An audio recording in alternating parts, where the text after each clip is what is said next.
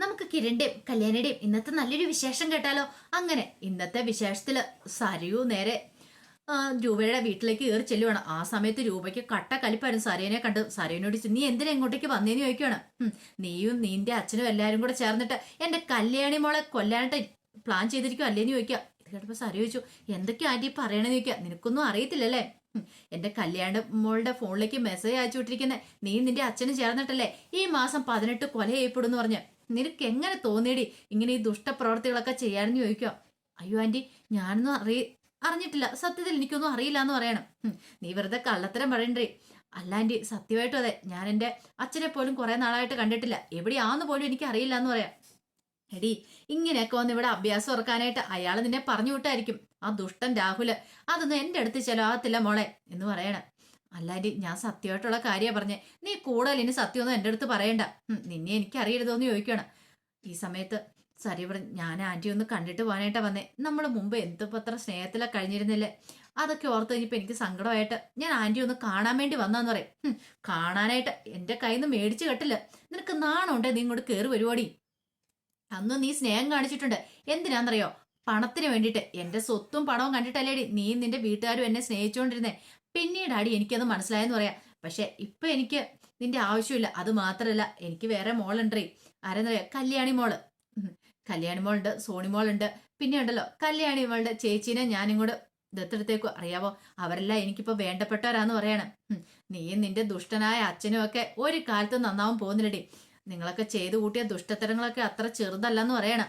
ഇപ്പൊ തന്നെ കണ്ടില്ലേ, ഒരു തെറ്റും ചെയ്യാത്ത മോളെ കൊല്ലാനായിട്ട് നീ ശ്രമിച്ചിരിക്കുന്നു പറയാം.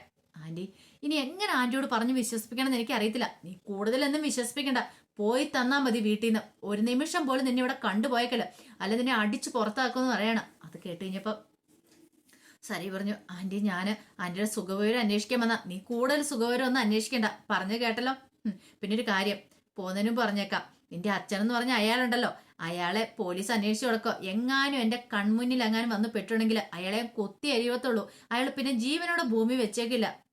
കുറെ ആയി സഹിക്കുന്നതിന് ക്ഷമിക്കുന്നതിന് ഒരു പരിധി ഉണ്ടെന്ന് പറയണം. എല്ലാം കേട്ട് കഴിഞ്ഞപ്പോ സരയു നാണം കെട്ട് പുറത്തേക്ക് ഇറങ്ങി വരുവാണ്.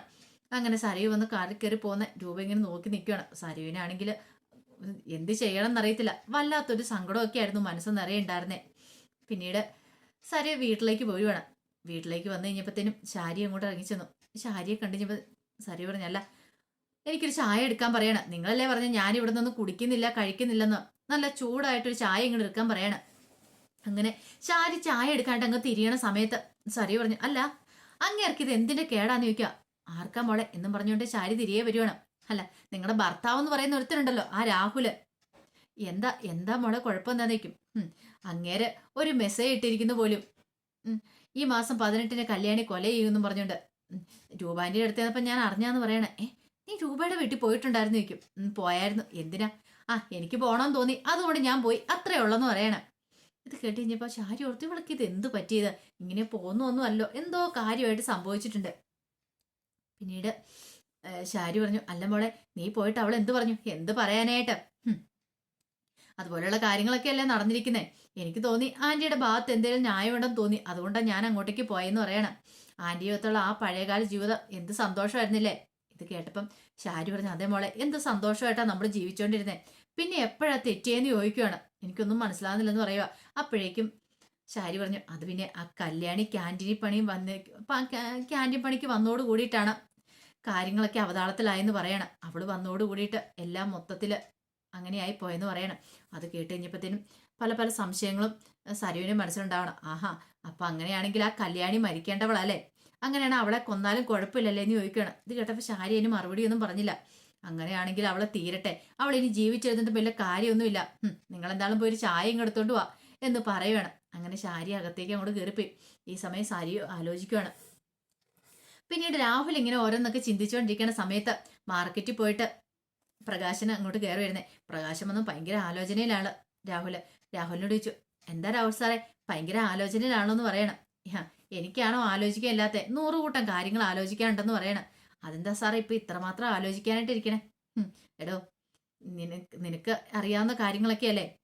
എന്റെ മോളുടെ ഭർത്താവ് എന്ന് പറയുന്ന ആ ദുഷ്ടൻ മനോഹർ, അവൻ കാരണം എന്റെ മോളിന് സങ്കടപ്പെടാൻ പോകുന്നുള്ളൂ. അതൊക്കെ ഓർത്തിട്ട് എന്റെ നെഞ്ചിനകത്തൊരു പെടപ്പാ. എങ്ങാനും അവന്റെ ചതി തിരിച്ചറിയുന്ന നിമിഷം പിന്നെ അവൾ എന്ത് ചെയ്യുമെന്ന് പറയാൻ പോലും പറ്റില്ല. അത് മാത്രമല്ല, ഇപ്പോഴത്തെ സാഹചര്യത്തിൽ അവൾക്കൊന്നും ചെയ്യാൻ മേലാത്ത പോലെ അവൾ ഇരിക്കണേന്ന് പറയണം. ആ ദുഷ്ടൻ അവൻ എന്തും ചെയ്യാൻ മടിക്കാത്തവനാന്ന് പറയണം. ഇത് കേട്ടുകഴിഞ്ഞപ്പം ഒരു നിമിഷം ആലോചിച്ചിട്ട് പ്രകാശം പറഞ്ഞു, അതിനിപ്പോൾ എന്ത് ചെയ്യാൻ പറ്റും സാറേന്ന് ചോദിക്കണം. അതിന് എന്ത് ചെയ്യാൻ പറ്റുമെന്നോ? അവൾക്ക് സങ്കടമാവുന്ന ഒരു കാര്യമാണ് കിരണും കല്യാണി സന്തോഷമായിട്ട് ജീവിക്കുന്നത്. അങ്ങനെയാണെങ്കിൽ അവരെ ഞാൻ അങ്ങോട്ട് തീർത്ത് കളയുമെന്ന് പറയാം. എൻ്റെ മോൾക്ക് കിട്ടാത്ത സന്തോഷം ആർക്കും വേണ്ടാന്ന് പറയണം. അങ്ങനെ ആരും സന്തോഷിക്കേണ്ടെന്ന് പറയണം.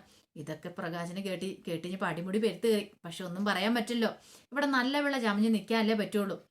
പിന്നീട് പ്രകാശനോട് പറഞ്ഞു, എടാ, എൻ്റെ മനസ്സിൽ പല ഐഡിയകളും കാര്യങ്ങളും ഒക്കെ ഉണ്ട്. എത്രയും പെട്ടെന്ന് തന്നെ കാര്യങ്ങൾക്ക് തീരുമാനം ഉണ്ടാക്കണം എന്ന് പറയണം. പ്രകാശൻ പറഞ്ഞു, അതെ രാഹുൽ സാറേ, ഞാൻ ഏറ്റവും കൂടുതൽ ആഗ്രഹിക്കുന്നത് എന്താണെന്നറിയോ? എൻ്റെ മോൻ വിക്രം ജയിലിൽ നിന്ന് പുറത്തു വരുമ്പോൾ അവനൊരു സന്തോഷ വാർത്ത കൊടുക്കണ്ടേ? കല്യാണിൻ്റെയും കിരണിൻ്റെയും ദുരന്ത വാർത്തയായിരിക്കണം അവന് കിട്ടാനായിട്ട് പോകുന്നത്. അപ്പം അതുകൊണ്ട് അതിന് വേണ്ടിയിട്ടുള്ള കാത്തിരിപ്പില്ല ഞാനെന്ന് പറയണം. പെട്ടെന്ന് ഓർത്തതുപോലെ പ്രകാശം പറഞ്ഞു, അത് പിന്നെ ഒരു കാര്യമുണ്ട്. ഞാനൊന്ന് മാർക്കറ്റിൽ പോയി കഴിഞ്ഞപ്പോൾ ആ കല്യാണിന്റെ വീട്ടിൽ അടുക്കള ജോലിക്ക് ഇന്ന് ശാന്തേച്ചിയുണ്ട്. ശാന്തേച്ചിയെ കണ്ടായിരുന്നു. അവർ ചില കാര്യങ്ങളൊക്കെ എന്നോട് പറഞ്ഞു പറയാം. എന്ത് കാര്യങ്ങൾ? അതെ, കല്യാണിയെ കൊല്ലാനായിട്ട് ആരോ മെസ്സേജ് അയച്ചിട്ടുണ്ട്. ഇന്ന് ഈ മാസം 18-ന് കൊല ചെയ്യപ്പെടുമെന്നും പറഞ്ഞുകൊണ്ട്. ഇത് കേട്ടപ്പോൾ രാഹുൽ പറഞ്ഞു, അങ്ങനെയാണെങ്കിൽ അവർക്ക് മനസ്സിലായി കാണും ഞാനാന്ന്. ഞാൻ പേരൊന്നും എഴുതിയിട്ടൊന്നും ഇല്ലായിരുന്നല്ലോ. പക്ഷെ അവർക്കറിയാം വിക്രവും ഗംഗാപ്രസാദ് ജയിലിലാണല്ലോ. അപ്പൊ പിന്നെ ഞാനും അങ്ങനെ ചെയ്യുവോളെന്നറിയാം. അപ്പൊ പിന്നെ എന്നെ ആയിരിക്കും അവർക്ക് സംശയം എന്ന് പറയണം. വേറെ ആരെ സംശയിക്കേണ്ട കാര്യമൊന്നും ഇല്ലല്ലോ എന്ന് പറയണം. ആ സമയം പ്രകാശം പറഞ്ഞു, അവർക്ക് അങ്ങനെയാണ് സംശയം തോന്നേ. പക്ഷെ കൂടുതലായിട്ട് ഞാൻ അവരോട് ചകഞ്ഞൊന്നും ചോദിക്കാനായിട്ട് പോയില്ല. അല്ല, രാഹുൽ സാറിന്റെ മനസ്സിലിരിപ്പ് അതാണെന്ന് ചോദിക്കണം. അങ്ങനെ പല കാര്യങ്ങളും എൻ്റെ മനസ്സിലുണ്ട്, ചെയ്യണം. ആ പിന്നെ ഹോട്ടൽ ഫുഡൊക്കെ കഴിച്ചിട്ട് എൻ്റെ വയറ് കേടായിട്ടിരിക്കുക. നീ ഒരു കാര്യം ചെയ്യുക, നന്നായിട്ട് എനിക്ക് ആഹാരം ഉണ്ടാക്കി തരാൻ പറയണം. ആ സാറേ, വരാലുണ്ട്, അത് പൊള്ളിച്ചാട്ടേന്ന് ചോദിക്കാം. കുറച്ച് കൊളസ്ട്രോൾ കൂടുതലുണ്ട്, അതുകൊണ്ട് പൊള്ളിച്ചാൽ എങ്ങനെയാ ശരിയാന്നേ? നീ അത് കറി വെച്ചാൽ മതി എന്ന് പറയാം. കറി വെക്കാൻ വേറെ മേടിച്ചിട്ടുണ്ട്. അങ്ങനെയാണെങ്കിൽ അങ്ങനെ തന്നെ അങ്ങ് ചെയ്യാൻ പറയണം. സാറേ, സാറിനറിയാലോ കുക്കിംഗ് കാര്യത്തിൽ ഞാൻ ബഹു കേമനാന്ന് പറയണം. നന്നായിട്ട് തന്നെ പാചകം ചെയ്യുമെന്ന് പറയാം. എന്നാൽ ശരി, പെട്ടെന്ന് പോയി ചെയ്യാൻ പറയണം. അങ്ങനെ പ്രകാശൻ എന്ത് ചെയ്യുക, അതൊക്കെയായിട്ട് നേരെ അടുക്കളയിലേക്ക് പോകണം. പോകുന്ന വഴിക്കും തിരിഞ്ഞു നോക്കി, എടാ രാഹുലേ, നിന്റെ ഒരു ആഗ്രഹം നടക്കാൻ പോകുന്നില്ലടാ എന്നൊക്കെ മനസ്സിൽ പറഞ്ഞിട്ടാണ് അങ്ങോട്ടേക്ക് പോകുന്നത്. പിന്നീട് സരുവിന്റെ ഫോണിലേക്ക് ഒരു മെസ്സേജ് വരുവാണ്. സരു മെസ്സേജ് എടുത്ത് നോക്കി. രാഹുലിന്റെ മെസ്സേജ് ആയിരുന്നു. അതെ, എനിക്ക് മോളെ അത്യാവശ്യമായിട്ടൊന്ന് കാണണം, ചിലത് സംസാരിക്കാനുണ്ടെന്ന്. ഇത് കേട്ട് കഴിഞ്ഞപ്പോൾ സരു ആ സെക്കൻഡിൽ തന്നെ രാഹുലിനെ കോൾ വിളിക്കുകയാണ്. വിളിച്ചിട്ട് ചോദിച്ചാൽ, എന്താ അച്ഛാ, അച്ഛൻ എന്നോട് എന്താ പറയാനുള്ളതെന്ന് ചോദിക്കും. അത് ഫോണിൽ കൂടെ പറഞ്ഞ പറ്റില്ല, നേരിട്ട് പറയാനുള്ള കാര്യങ്ങളാ. മോളെ എനിക്ക് നേരിട്ട് കാണണം. അച്ഛനെ ഞാനും ഒന്ന് കാണാൻ വേണ്ടിയിട്ട് ഇരിക്കുമായിരുന്നു. ശരി, നമുക്ക് കാണാമെന്ന് പറയണം. അങ്ങനെ കോള് കട്ട് ചെയ്ത് സരു കൊണ്ട് പോവാണ്. സരുവിന്റെ മനസ്സിലേക്ക് പല പല ചിന്തകളും കടന്നു വരുവാണ്. ഒരുപക്ഷെ തൻ്റെ അച്ഛന് ഇതിനു മുമ്പ് തന്നെയോട് കുറച്ച് കാര്യങ്ങളൊക്കെ പറയാൻ ശ്രമിച്ചിട്ടുണ്ടായിരുന്നു. അതും അവനെക്കുറിച്ച്, ആ മനോഹരനെ കുറിച്ചുള്ള കാര്യങ്ങൾ. തൻ്റെ ഭർത്താവ് ഒരു ഫ്രോഡാണോ, ഇനിയിപ്പോൾ അതാണോ അച്ഛൻ പറയാനായിട്ടിരുന്നത്? അതുകൊണ്ടാണോ കിരണിനെ തല്ലേ കൊണ്ട് കല്യാണം കഴിപ്പിക്കാൻ ശ്രമിച്ച് ആ കല്യാണി ഇല്ലാതാക്കിയിട്ട് കിരണിനെ തന്നെയും കൂടെ ഒന്നിപ്പിക്കാൻ ശ്രമിച്ച് തൻ്റെ ഭർത്താവിൻ്റെ കൊള്ളരുതായ്മകൾ കണ്ടിട്ടാണോ? അതും പറയാൻ പറ്റില്ല. അങ്ങനെയൊക്കെ പല ചിന്തകളും സരുവിൻ്റെ മനസ്സിൽ വരുന്നുണ്ട്. അങ്ങനെയാണ് സരു രാഹുലിനെ കാണാനായിട്ട് അങ്ങോട്ട് പോകുന്നത്. ആ സമയത്ത് മനോഹർ മരിയയോടൊപ്പം റെസ്റ്റോറൻറ്റിലായിരുന്നു. അങ്ങനെ അവരോട് സംസാരിക്കുകയാണ്. സംസാരിച്ചതിന് ശേഷം അവർ നേരെ ഹോട്ടൽ മുറിയിലേക്ക് കയറി വരുവാണ്. പിന്നീട് മരിയോട് ചോദിച്ചു, അല്ല നമ്മൾ അടുത്ത ആഴ്ച തന്നെ പോലും അല്ലേന്ന് ചോദിക്കുകയാണ്. അതെ, അതിനെന്താ മാനുവേട്ടന് എന്തെങ്കിലും സംശയം ഉണ്ടെന്ന് ചോദിക്കും. സംശയമൊന്നും ഇല്ല. അതെ, പോകുന്നതിന് മുമ്പ് ഒരു മിന്നി കെട്ടിയിട്ട് വേണം പോകാനെന്ന് പറയാം. അതിനെന്താ കുഴപ്പം, മിന്നി കെട്ടാലോ. പിന്നെ മിന്നി കെട്ടിന് അധികം ആളെയൊന്നും വിളിക്കണ്ട കേട്ടോ എന്ന് പറയണം. ഒച്ചപ്പാടും ബഹളും വേണ്ടാന്ന് പറയണം. അതൊന്നുമില്ല, ആൾക്കാരൊന്നും അധികം വിളിക്കുന്നൊന്നും ഇല്ല എന്ന് പറയണം. ആ സമയം മനോഹർ ഓർത്തു, അമേരിക്കയ്ക്ക് താനുകളും പോകുന്ന അതേ ഡേറ്റ് തന്നെയാണ് സരയുവിനെയും കൊണ്ടാന്ന് പറഞ്ഞേക്കുന്നത്. കൊള്ളാം, എന്തായാലും നന്നായി എന്നൊക്കെ മനസ്സിൽ പറയണം. അമേരിക്കയിൽ ചെല്ലണം, അവിടെ കുറച്ച് നാൾ സൂചിച്ച് ജീവിക്കണം. പിന്നീട് മനോഹർ പറഞ്ഞു, അമേരിക്കയിൽ ചെന്നിട്ട് 1 വർഷം കഴിഞ്ഞിട്ട് നമുക്ക് ഇങ്ങോട്ട് പോന്നാൽ മതി കേട്ടോ മോളെ എന്ന് പറയാം. അതെന്താ മനുവേട്ടാ നിൽക്കും? അത് മതി മോളെ, നമുക്ക് അവിടെ ഒന്ന് അടിച്ചു പൊളിച്ചിട്ടൊക്കെ പോന്നാൽ മതി. പിന്നെ നമ്മൾ ഇവിടെ താമസിക്കുന്നതോട് എനിക്ക് ഒട്ടും യോജിപ്പുള്ള കാര്യമില്ല. അമേരിക്ക ആകുമ്പോൾ കുഴപ്പമില്ലെന്ന് പറയാം. ശരി, എന്നാൽ നമുക്ക് റെസ്റ്റോറൻറ്റിൽ പോയി ചായ കുടിച്ചാലും നിൽക്കുകയാണ്. ഇപ്പം അല്ലേ നമ്മൾ കഴിച്ചിട്ട് വന്ന്, ഇനി പോകണമെന്ന് ചോദിക്കാം. എന്നാ വേണ്ടല്ലേ, എന്നാൽ ശരി ഞാൻ ഇറങ്ങട്ടെ മോളെ, എനിക്ക് കുറച്ച് ധൃതി ഉണ്ടെന്ന് പറയണം. ശരി മനുവേട്ട, എന്നാൽ ആയിക്കോട്ടെ എന്ന് പറയണം. അങ്ങനെ ചേർത്ത് പിടിച്ച് ഒരു ഉമ്മയൊക്കെ കൊടുത്തിട്ടാണ് മനോഹർ ഇറങ്ങുന്നത്. മരിയയ്ക്കും ഭയങ്കര സന്തോഷമായി. മനോഹറിന് അതിൽ പല സന്തോഷം. ഇനിയിപ്പം കൂടിപ്പോയ കുറച്ച് ദിവസം അതിനോട് താൻ അമേരിക്കയ്ക്ക് പറക്കാൻ പോകാണല്ലോ എന്നൊരു ചിന്തയായിരുന്നു മനോഹറിന്റെ മനസ്സിൽ നിറയും. പിന്നീട് രാഹുലിന്റെ അടുത്തേക്ക് സരയു വരുവാണ്. വന്നു കഴിഞ്ഞപ്പോഴത്തേനും സരി രാഹുലിനോട് ചോദിച്ചു, അല്ല അച്ഛൻ എന്നെ കാണണമെന്ന് പറഞ്ഞാൽ എന്താന്ന് ചോദിക്കാം. അത് പിന്നെ മോളെ, എനിക്ക് ചില കാര്യങ്ങളൊക്കെ പറയാനുണ്ട്. ഇനി എത്ര കാലം ഞാൻ ഇങ്ങനെ ഇവിടെ ഉണ്ടാവും അറിയത്തില്ല. ഒരു പക്ഷെ എന്നെ ശത്രുക്കൾ ഇല്ലാതാക്കും, അല്ലെങ്കിൽ ഞാൻ ശത്രുക്കളെ കൊന്ന് ജയിലിലേക്ക് പോകും. പക്ഷെ എൻ്റെ മോൾക്ക് ഒരു അപകടവും വരില്ല.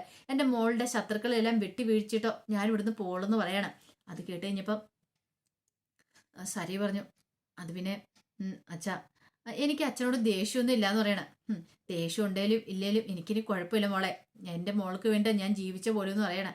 ഇത് കേട്ടപ്പോൾ സരി പറഞ്ഞു, അല്ല എനിക്കൊരു കാര്യം അറിയാണ്ടെന്ന് പറയണേ. എന്ത് കാര്യം?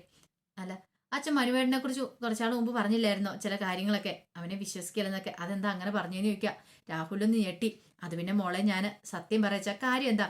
അത് പിന്നെ അവൻ ചോദിച്ചു കഴിയുമ്പോൾ സ്വർണവും പണവും ഒന്നും എടുത്ത് കൊടുക്കരുത് മോളെ. അതാ അതിന് കാരണം എന്താന്ന് അച്ഛൻ ചോദിച്ചെന്ന് പറയാം. അത് പിന്നെ അവനെ വിശ്വസിക്കാൻ കൊള്ളാത്ത. അച്ഛൻ അങ്ങനെ വിശ്വസിക്കാൻ കൊള്ളത്തില്ല എന്ന് അച്ഛൻ പറയണമെങ്കിൽ അതിന് പിന്നിൽ എന്തെങ്കിലും ഒരു കാരണം കാണുമല്ലോ. എനിക്ക് അതാ അറിയണ്ടേ. മനുവേട്ടൻ കൊള്ളരുതാത്തവരാന്ന് പറയണമെങ്കിൽ അച്ഛൻ എന്തെങ്കിലും അറിഞ്ഞിട്ടായിരിക്കുമല്ലോ അങ്ങനെ പറയുന്നത്. അല്ലാതെ വെറുതെ ഒരാളെ കുറിച്ച് ഒന്നും പറയത്തില്ലോ. അതിന്റെ കാരണം എനിക്ക് അറിയണം എന്ന് പറയാണ്. ഇത് കേട്ട് കഴിഞ്ഞപ്പോൾ എന്ത് മറുപടി പറയണമെന്ന് അറിയത്തില്ല. അത് രാഹുൽ ഇങ്ങനെ നിൽക്കുക. അപ്പൊ ആ വിശേഷങ്ങളൊക്കെ കണ്ടേ. ഇതിന് ബാക്കി വിശേഷങ്ങളുമായിട്ട് വൈകുന്നേരത്തെ പ്രൊമോയി വരാട്ടോ. ഒരിക്കൽ കൂടി എല്ലാവർക്കും ശുഭദിനം നേർന്നുകൊണ്ട് നിർത്തുന്നു.